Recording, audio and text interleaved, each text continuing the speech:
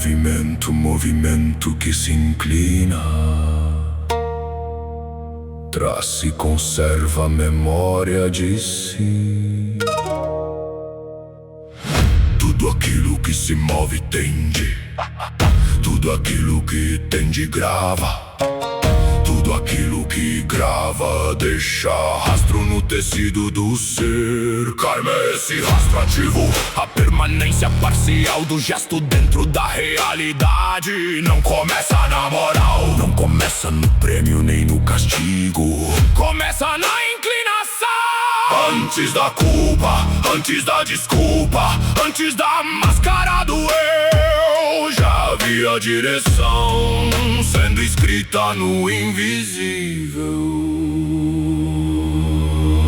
O pensamento é karma, porque desloca o campo interno. A emoção é karma, porque reorganiza o peso das tendências. A palavra é karma, porque propaga a forma para fora. O gesto é karma, porque densifica a direção em matéria. Até a atenção é karma, porque iluminar algo é alimentá-lo com realidade relativa. O segredo está no nascimento do ato, no instante em que a vontade se curva para um objeto. O ser foi redesenhado por dentro.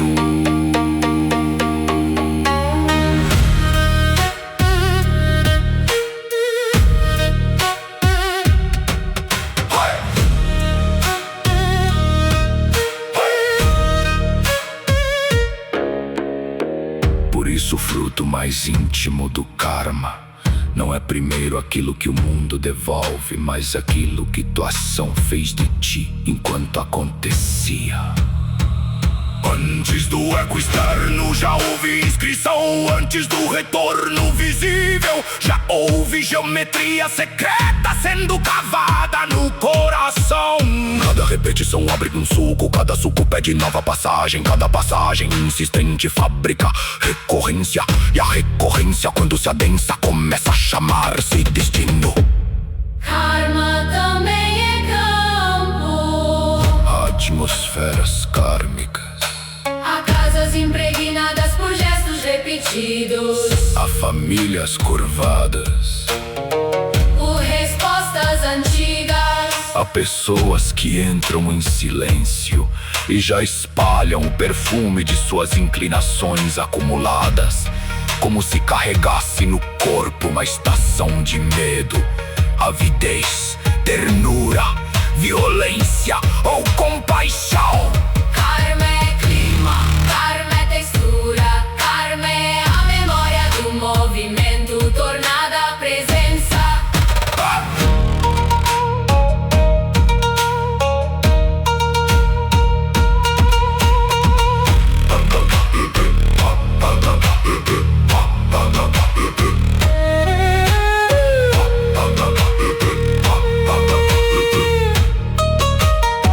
Quando a mentira se repete, ela corrói a faculdade de reconhecer o verdadeiro. Quando a cólera se repete, ela encurta a estrada até a explosão. Quando a compaixão se repete, ela abre passagem para uma espontaneidade mais luminosa. Karma é coerência do traço, o movimento guarda a memória de si, tenta continuar na forma que já aprendeu a abrir. Esse é o seu segredo secreto. Karma shi yun dong yi henji shin, henju shen heng hu fan fu lu jiu ning hu neng zao xian lu que chong shi. Não perguntes apenas o que virá depois de teus atos, pergunta o que teu ato já fez de ti enquanto nascia. Karma é o nome do movimento, quando o movimento conserva a memória de si. Quem não vigia a inclinação acaba morando dentro dos próprios rastros.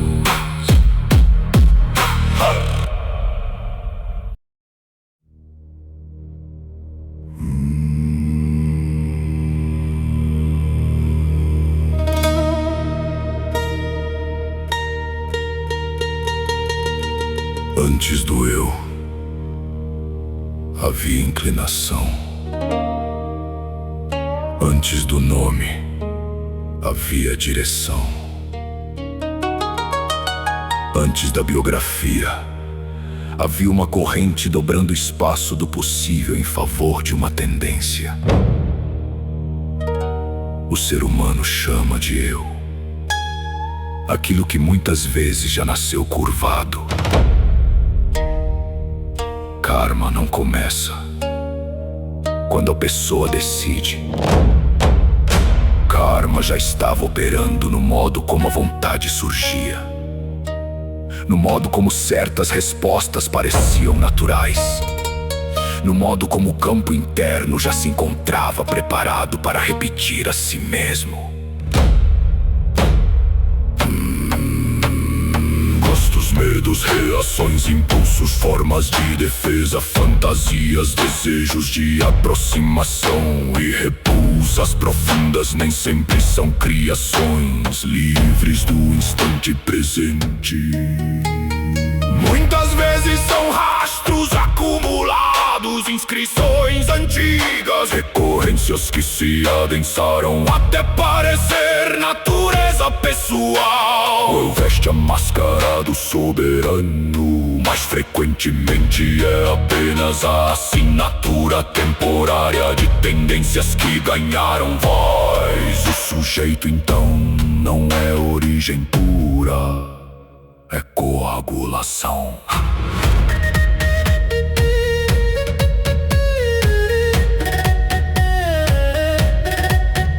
O segredo obscuro é este: boa parte daquilo que se chama identidade é apenas continuidade não examinada. Um feixe de karmas ganhou pronome, um arquivo de recorrências ganhou rosto, um conjunto de inclinações ganhou memória narrativa e passou a dizer eu.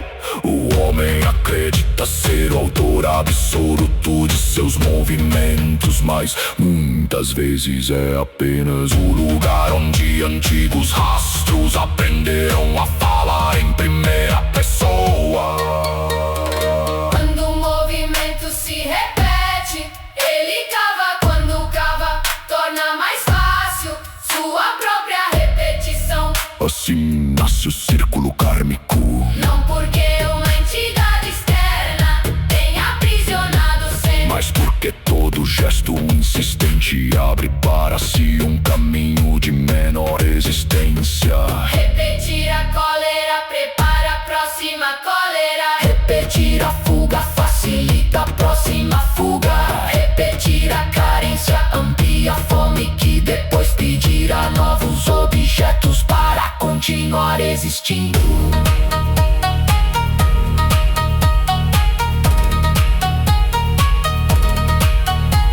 A mente chama isso de temperamento, A alma chama isso de destino, mas muitas vezes trata-se apenas da preguiça ontológica do movimento continuando por inércia. você sofre dentro do mesmo molde, E ainda assim retorna a ele. porque o molde já conhece a anatomia da queda. O antigo se oferece como conforto, mesmo quando é cárcere, O conhecido atrai, mesmo quando corrói. Assim o karma se esconde dentro da falsa intimidade do hábito. a primeira humilhação sagrada do caminho não é descobrir um pecado, Mas perceber o quanto da pessoa é automatismo sedimentado. a primeira lucidez não diz Eu sou isto. ela pergunta. Quantas dessas vozes em mim são apenas rastros continuando? O primeiro portal da liberdade se abre quando o ser vê que sua espontaneidade Talvez seja apenas repetição que perdeu a memória de ter sido construída.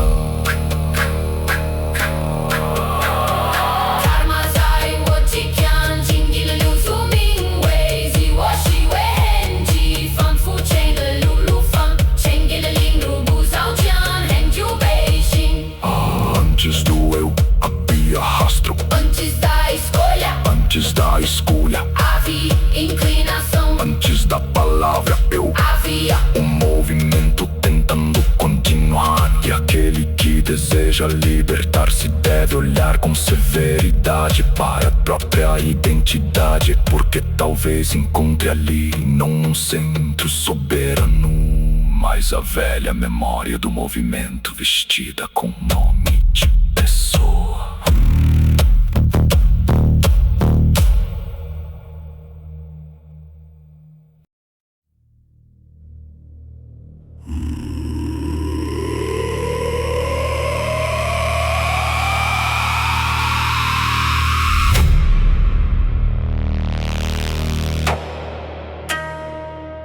Existe um karma mais perigoso do que a ignorância grosseira. O karma da luz falsa nele. O ser entra no caminho da purificação. Toca mantra. Disciplina a respiração. Vigia a fala. Contém o desejo. Observa o pensamento. Mas em vez de dissolver a aderência, começa a refiná-la. O ego não abandona o templo. Ele aprende a vestir-se de templo. E assim a busca, que deveria queimar a vaidade, passa a alimentá-la com perfumes sagrados.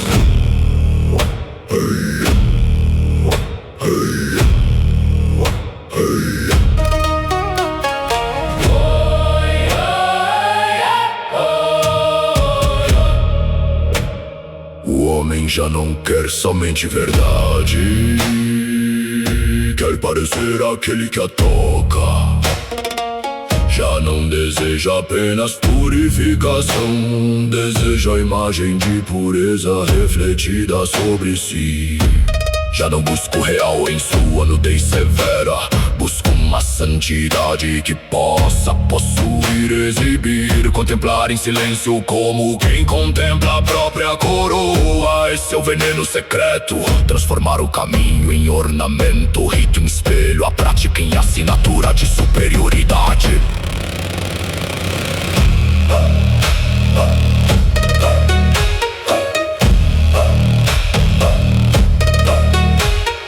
Nesse ponto até o gesto correto pode servir a prisão. O mantra pode virar adorno do orgulho, o silêncio pode virar teatro de distinção. A austeridade pode tornar-se alimento de dureza secreta. A compaixão pode esconder necessidade de ser visto como puro. A renúncia pode converter-se em forma mais sutil de posse. O corpo se ajoelha, a boca recita, a mente vigia, mas do centro ainda existe alguém recolhendo tudo isso para construir um trono invisível. Por isso o karma espiritual é tão obscuro. A prisão aqui não usa correntes grosseiras, usa luz, usa elevação, usa pureza imaginária. Usa a sensação íntima de ter subido alguns degraus acima dos outros. E quanto mais bela parece essa ascensão, mais difícil se torna perceber que ainda há aderência. O ser já não se apega ao vício antigo, mas agora se apega à imagem daquele que venceu o vício. Troca a lama pelo espelho, chama isso de libertação.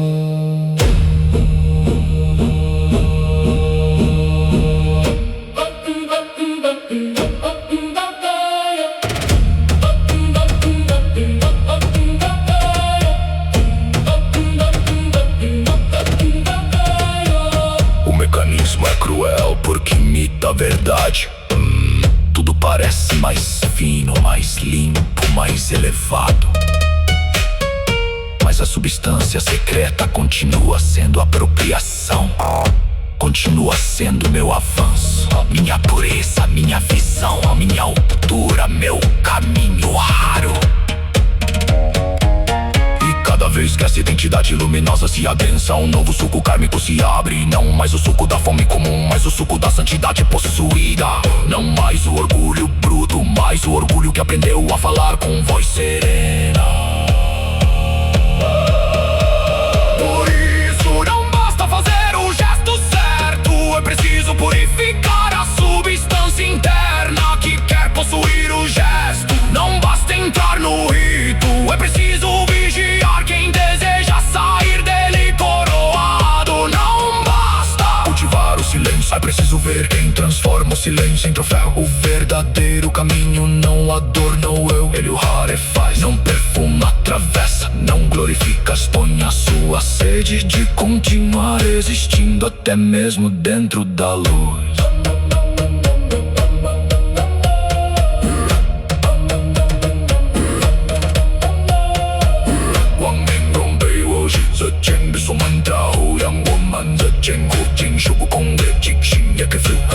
O karma da luz falsa nasce quando o ego bebe o próprio remédio que o converte em alimento.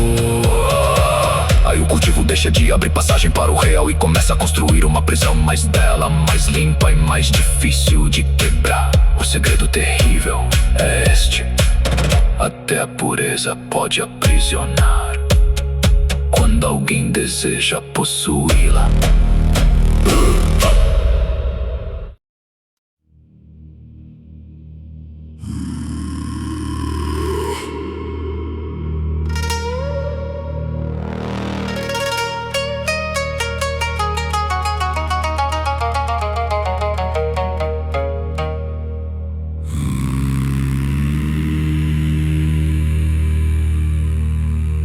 Libertação não é paralisar a mão,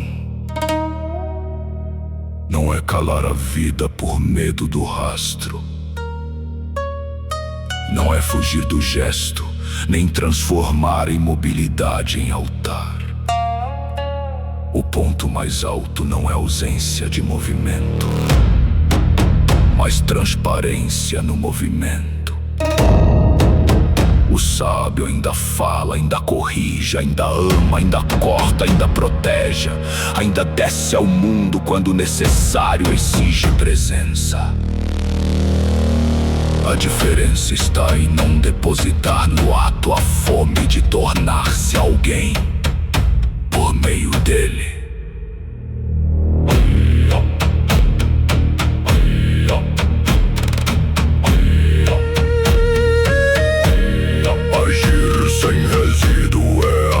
Sem coagular identidade em torno do gesto. A maioria das pessoas continua agindo muito depois de ter agido. Remói, justifica, reivindica, arrepende-se, fantasia, condena-se, orgulha-se, reencena em silêncio a própria cena até transformá-la em carne mental. Essa espuma interior prolonga indefinidamente o ato e fabrica cativeiro.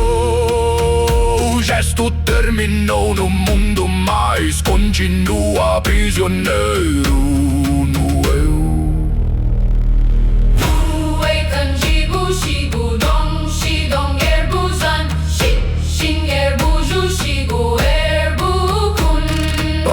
Purificada termina quando termina, ela não pede encenação, não exige monumento interior, não quer ser carregada como título, culpa, troféu ou ferida sagrada. Ela toca o real, cumpre o necessário, se dissolve como lâmina recolhida ao vazio. Quanto menos o ser precisa possuir aquilo que fez, menos se aprisiona aquilo que fez. Quanto mais age como resposta lúcida, menos se coagula como autor faminto do próprio movimento. Isso não é apatia, não é indiferença, não é frieza sem coração. É precisão sem aderência, é compaixão sem sentimentalismo, é severidade sem intoxicação. É presença sem espuma, você já não precisa prolongar internamente cada vitória para sentir-se real, nem perpetuar cada queda para punir-se, continuar existindo como drama. E o ato não vira morada, fala e a palavra não cria trono. Luta e o combate não se torna identidade. Shinru Liu Shui Shinru Jing Yuan Zu Erbu Shu Gong Sheng Erbu Shu Ming Erbu Dai Hen. O centro mais alto não rejeita a roda do mundo. Ele atravessa sem ser hipnotizado por ela. Ainda há gesto, ainda há relação, ainda há resposta, ainda há corte, misericórdia. Mas o rastro egóico se rarefaz. Ação deixa de ser um grito de carência lançado à existência e se torna alinhamento com o necessário. Nesse ponto o movimento continua, mas já não pede prisão. O fogo ainda arde, porém já não deseja deixar fuligem. Age para confirmar se cria peso, Que age, para possuir o fruto cria nó. que age para sustentar a própria imagem, grava suco espesso no campo do ser. Mas quem atravessa o gesto com o coração desocupado deixa apenas o mínimo traço exigido pela manifestação.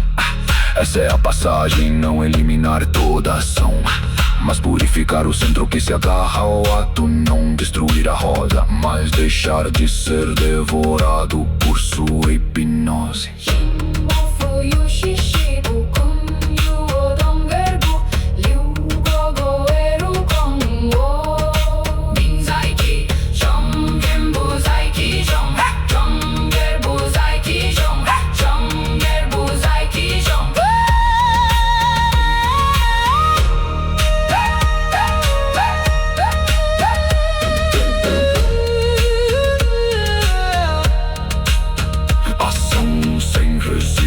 Movimento sem coagulação, é o gesto que não precisa transformar-se em cela para provar que existiu. É a mão que toca o mundo e retorna vazia. É a presença que intervém sem se prender à própria intervenção. É aí que o karma começa a perder sua dureza, porque o movimento já não conserva prisão, apenas passagem.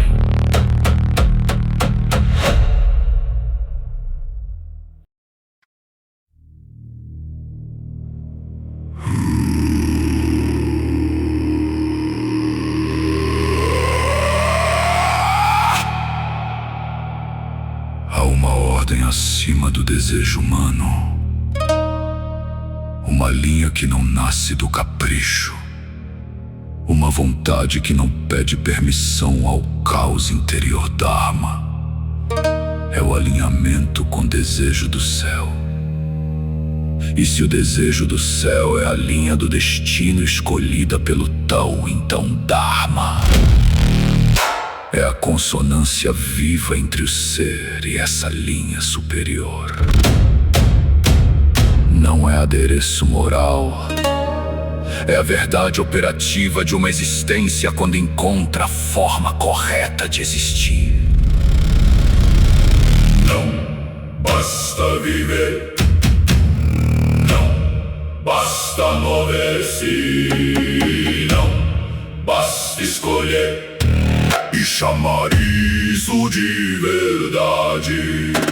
O Dharma pergunta de onde nasce o gesto, aqui Exu serve a palavra, que centro legitima a ação. Uma vida pode ser forte, ainda assim falsa, pode ser bela, ainda assim desviada, pode ser admirada, ainda assim internamente ilegítima. O Dharma não mede aplauso ou aparência, ele mede adequação ao autor.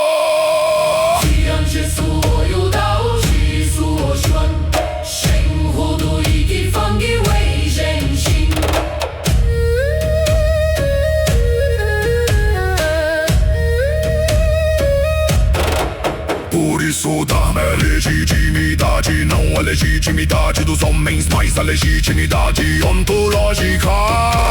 Uma palavra em Dharma carrega verdade sem deformação. Na força em Dharma serve ao eixo e não à usurpação. Uma vida em Dharma deixa de girar ao redor da própria confusão e começa a organizar-se segundo a linha superior que o Tao lhe confiou. Anela um selo invisível de exatidão.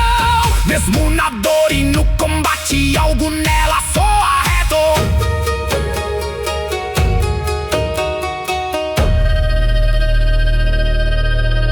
O Dharma é também forma correta. Nem toda potência encontrou seu desenho verdadeiro.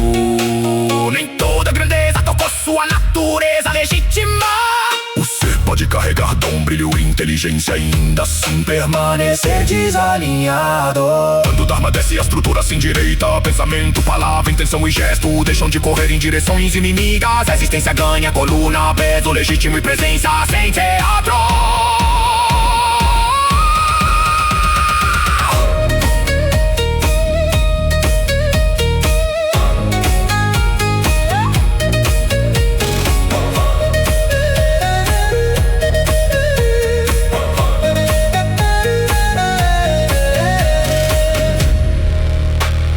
O Dharma é a ponte entre o invisível e o vivido. É o modo pelo qual a ordem superior se torna decisão, missão, conduta e caminho.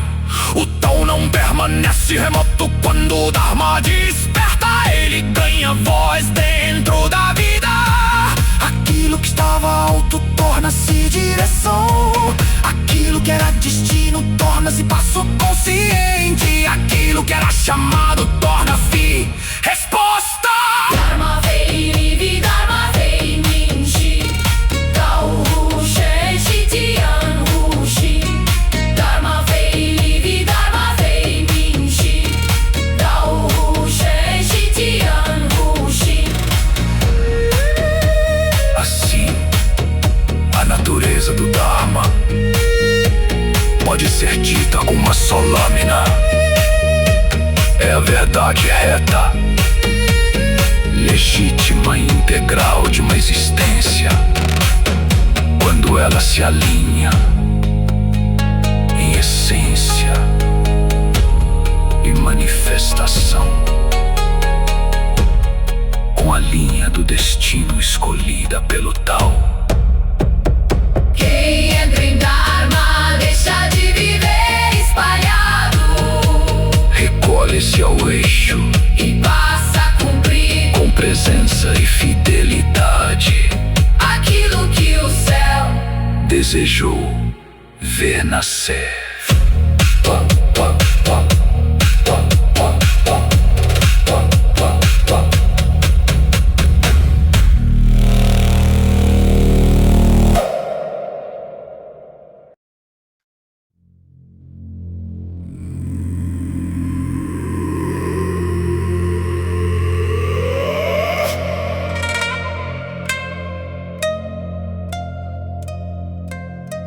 Quando o Dharma se ausenta, as faculdades do ser se dispersam. A mente corre para um lado, a emoção para outro, a palavra para outro, a cão para outro. A vida tenta costurar depois, com explicacões e narrativas, aquilo que já nasceu rompido por dentro. Dharma e o eixo que recolhe. Dharma e a linha que chama as partes de volta. Ele não é mero controle e unificação. E a coluna invisível que impede uma existência de cair na própria fragmentação.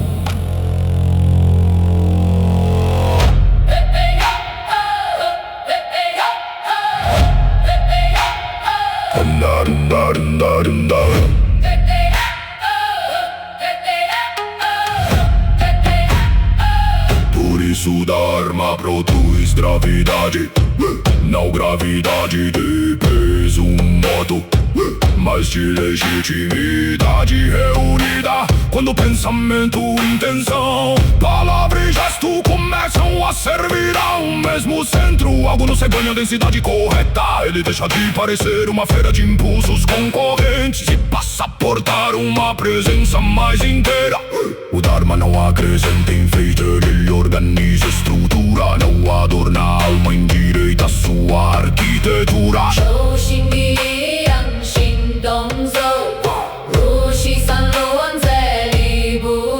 Mas o eixo não apaga a singularidade. Este é um dos seus segredos mais nobres. O Dharma não quer que todas as coisas se tornem iguais. Ele quer que cada coisa alcance sua forma mais exata. O Dharma de um guardião não é o de um mensageiro. O Dharma de um guerreiro não é o de um mestre. O Dharma de quem sustenta é o de quem revela. O céu não pede imitação, pede verdade. A singularidade não deve ser destruída, mas purificada até que a fonte mais legítima possa aparecer sem ruído. Estudar-me também funkão verdadeira. Toda existência participa do real de um modo particular. Sustenta, guarda, transmite, cura, revela, corta, ordena, sela. Uma potência sem funcal legitima se desperdiga ou se corrompe. Um dom sem eixo vira exibiga. Uma forca sem destino vira violência errante. O Dharma é um movimento pelo qual a potência encontra sua forma justa de atuar. Não basta possuir capacidade, e preciso saber a que linha ela deve servir.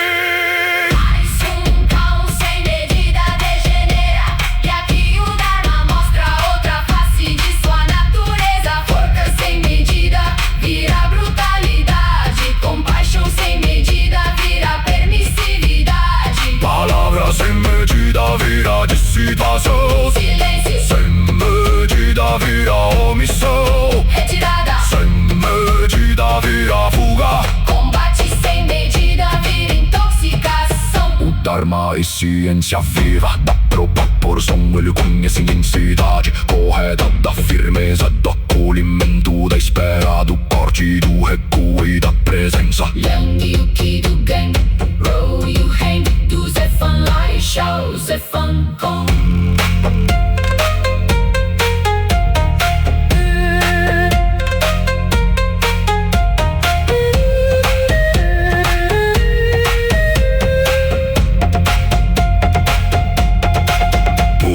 Usar Dharma não é apenas forte ou bondoso. Ele é justo intensidade, anelo, uma espécie de calibração secreta. Só cal não transborda pra provar poder, nem se encolhe pra evitar responsabilidade. Sua palavra não fala demais para ocupar o campo, nem se cala por covardia. Seu silêncio no buraco, sua firmeza não é teatro. Seu centro regula o quando de cada potência deve descer ao mundo para servir ao alto sem deformação.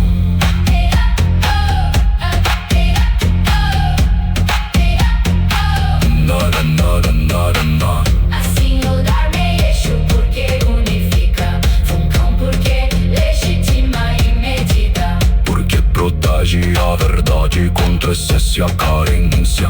quando desperta existência ganha coluna, destino operacional e proporcal. Sagrada, ela deixa de viver espalhada e passa a sustentar com presença e exatidão A forma que o Tao lhe confiou.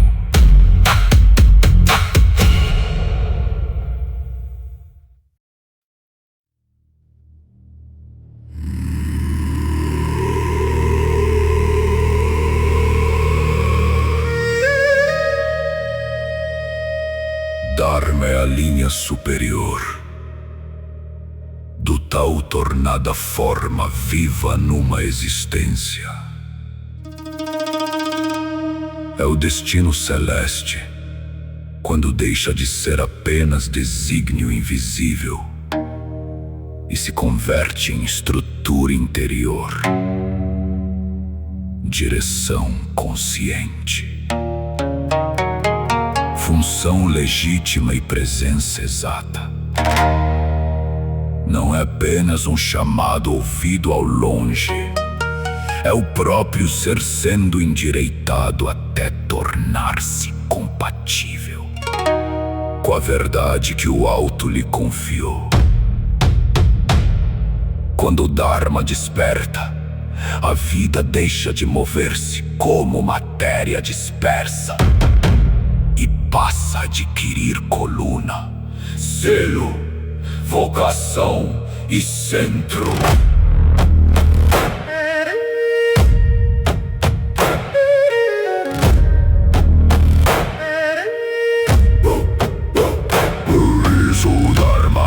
Em seu grau mais profundo é arquitetura sagrada. Ele não corrige apenas atos isolados, reorganiza a ordem inteira de uma existência. A mente começa a pensar segundo a linha justa. A vontade aprende a desejar sem trair o eixo. A palavra deixa de nascer da turbulência e passa a carregar peso legítimo. O gesto já não procura, somente é feito mais consonância. Tudo se recolhe ao núcleo, tudo é chamado a servir a forma superior que o Tao escolheu como cumprimento verdadeiro daquele ser. Não Shenhu, Butian Minghu, Zhao Shenhu, Chen Gize Xin Ke Gizena. Não Shenhu, Butian Minghu, Zhao Shenhu, Chen Gize Xin Ke Gizena. Essa arquitetura não é abstrata, ela desce como função verdadeira. Cada existência traz uma razão superior de sustentar, guardar, ordenar, curar, transmitir, cortar, fundar ou revelar. O Dharma é a passagem pela qual essa razão deixa de permanecer em estado potencial e assume corpo, medida e responsabilidade. Quando um ser toca seu Dharma, sua potência deixa de vagar, procurando autoafirmação. Ela encontra sua incumbência. O dom cessa de girar ao redor do ego e passa a operar como um serviço exato à linha superior. Por isso o Dharma pesa não como opressão, mas como dignidade. Ver a linha cria dever, reconhecer a verdade cria responsabilidade. Toda visão autêntica exige fidelidade no grau alto. O Dharma já não é apenas consolo metafísico, nem linguagem de elevação. É obrigação sagrada de tornar-se compatível com o que foi visto. O ser compreende que não recebeu apenas uma ideia, mas uma incumbência. E essa incumbência pede purificação das faculdades, retidão da presença e coragem para sustentar o eixo, mesmo quando o mundo prefere a dispersão. Mas o segredo mais alto do Dharma é que essa fidelidade amadurecida não permanece para sempre como esforço tenso em seus começos. Ela exige disciplina, vigilância e correção em sua consumação. Torna-se espontaneidade legítima. O coração já não se inclina ao que o fragmenta. A mente já não admira o que a desvia. A vontade já não encontra prazer em insurgir-se contra o centro. O ser não age corretamente por rigidez exterior, mas porque sua própria natureza foi refinada até tornar-se consonante com o céu. Shingyuzo, Ishunyu Minbu, Dai Chang Jizi Shenki Shenki Shen Shenju. Shingyuzo, Ishunyu Minbu, Dai Chang Jizi Shenki Shenki Shenju. Esse é o ponto raro em que destino, liberdade e verdade cessam de parecer forças rivais. O destino deixa de soar como imposição estranha, porque revela ser a linha mais profunda da própria realização. A liberdade deixa de ser dispersão mascarada de escolha, porque encontra plenitude justamente no alinhamento. A verdade deixa de ser mandamento externo, porque se torna forma respirada pela alma. Dharma, essa reconciliação superior. A existência já não guerreia contra o que a cumpre. Ela floresce por fidelidade ao eixo que a excede e ao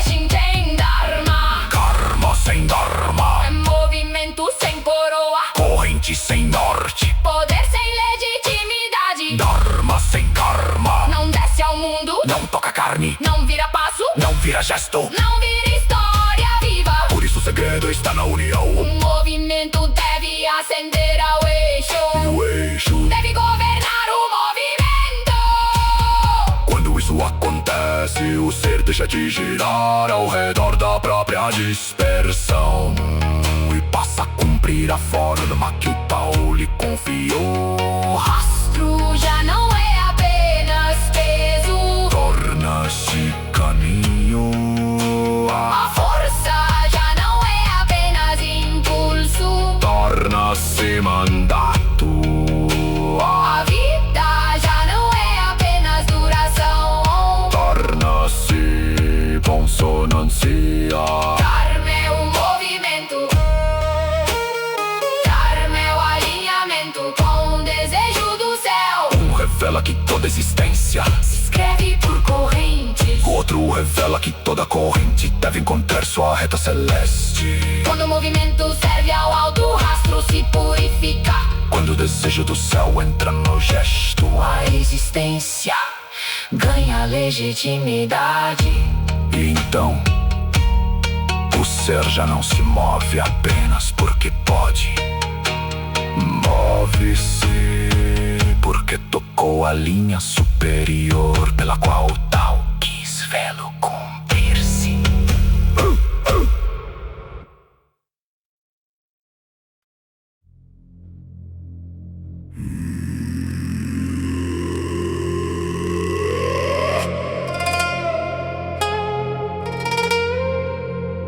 Isso é karma. Um ciclo que nasce da afinidade. É percorrido através da experiência e se completa em consequência disso. Antes do retorno, houve atração.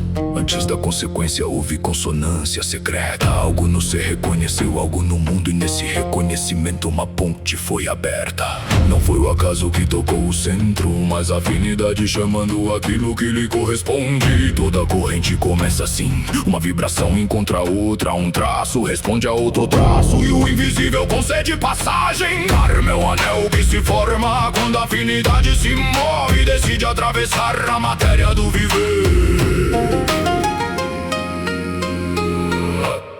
Afinidade não é inocente, ela já contém direção, semente, possibilidade de percurso. Aquilo que o coração acolhe, aquilo que a mente repete, aquilo que o desejo alimenta. Tudo isso escolhe o terreno por onde a experiência passará. O ser não entra em qualquer roda, entra naquela com a qual possui consonância. Por isso o karma não é apenas resposta tardia, ele começa no vínculo secreto entre uma inclinação e o campo que pode recebê-la. A afinidade abre a porta, a experiência atravessa a porta, a consequência sela o caminho. Inyan Kishen Jin Likishin Gubao Kimban Karma Chengwan, Karma Chengwan, Karma Chengwan. Então vem a experiência.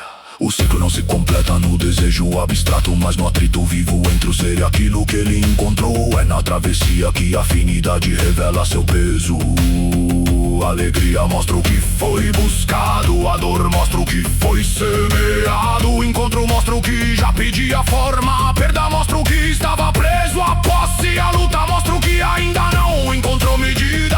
A experiência é o corredor onde a afinidade deixa de ser pressentimento e se torna carne, tempo, relação, ferida, aprendizagem, revelação.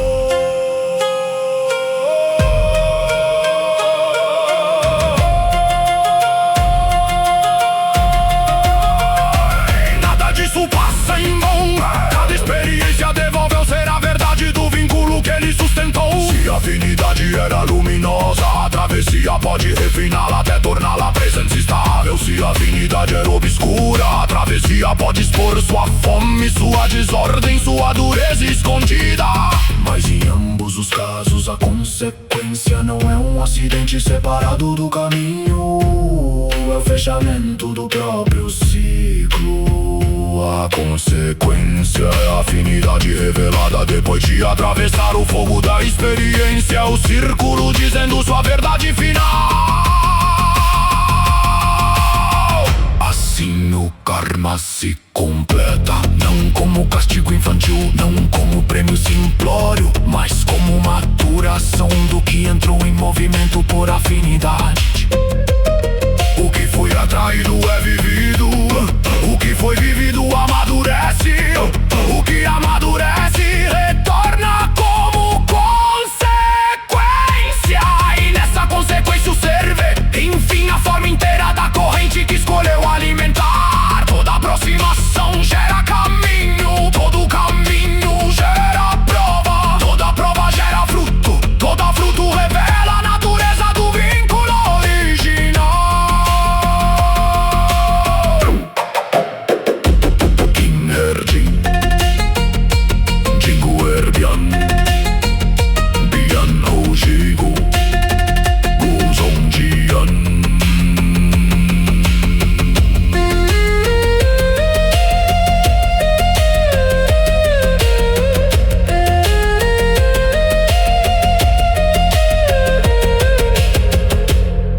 Por isso o karma é ciclo, nasce da afinidade, porque nada entra verdadeiramente na vida sem alguma consonância profunda.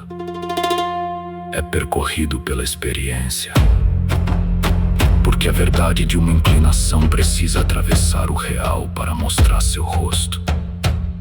E se completa em consequência, porque toda corrente pede consumação e toda semente exige fruto.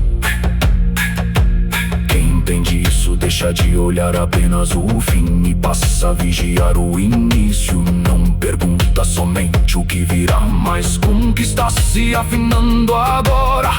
Pois no ponto em que a afinidade é aceita, o círculo já começou a girar.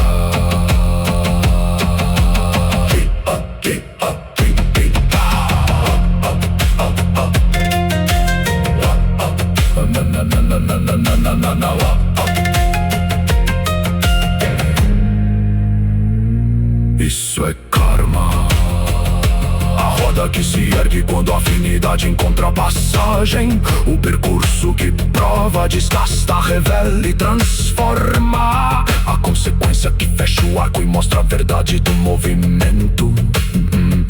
Um ciclo nascido do eco entre o ser e aquilo que ele chama para si. Um ciclo atravessado pela experiência, até que nada permaneça oculto.